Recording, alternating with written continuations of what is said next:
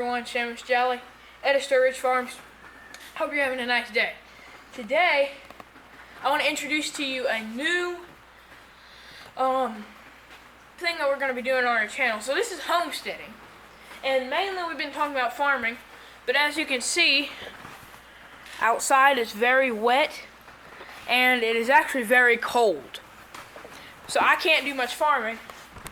So in the shop here, this is my dad's shop. We're going to be doing woodworking, hand tool woodworking. So like planes, and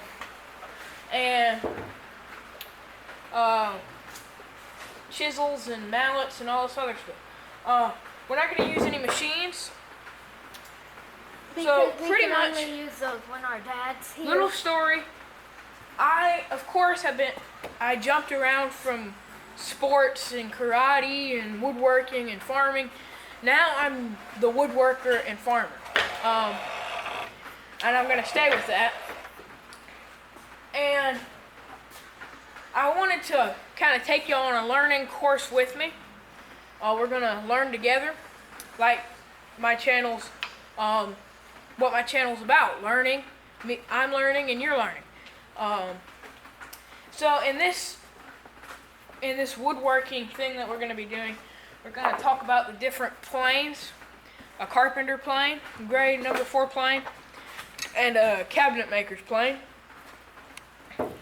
We're going to talk about whether you can set the plane on its side or on its sole, on its foot. And I'll tell you obviously which one I use. I'll show you how to measure, how to use a tape measure, how to tell the different markings. Which they are pretty simple.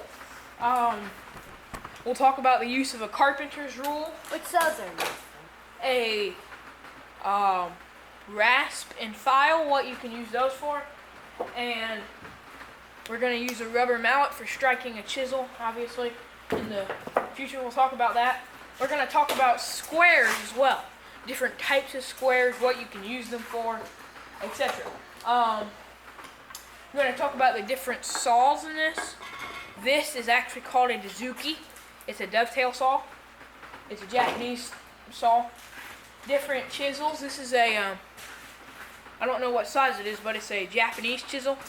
You can see they have the metal thing there, so that way, whatever you strike it with, whether that be a metal hammer, or a rubber mallet, or a wooden mallet, the metal keeps it from becoming a mushroom. And these are...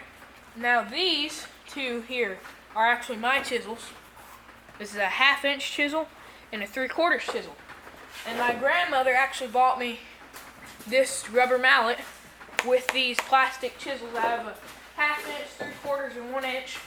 See, not... I have a saw over there, and another saw I got for Christmas from my parents.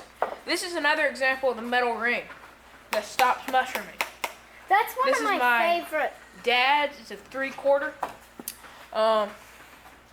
We're going to talk about what block planes are used for, all sorts of things.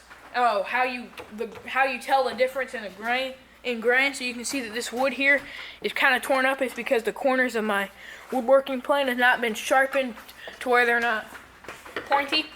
We're going to talk about sawing, how you saw straight, the techniques for sawing, and we're going to learn together. So I hope you will please stay tuned and please continue to watch our videos. I'm Seamus Jolly, Edisto.